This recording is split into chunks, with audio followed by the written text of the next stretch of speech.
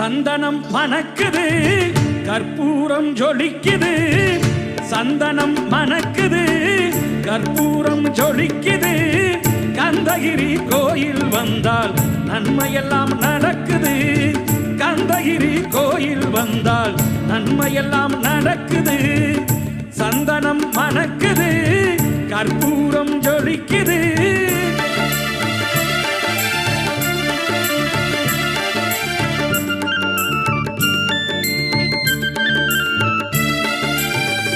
நித்தமும் பாலிலே நீராட்டுவோம் பச்சை நிறத்திலே பட்டாடை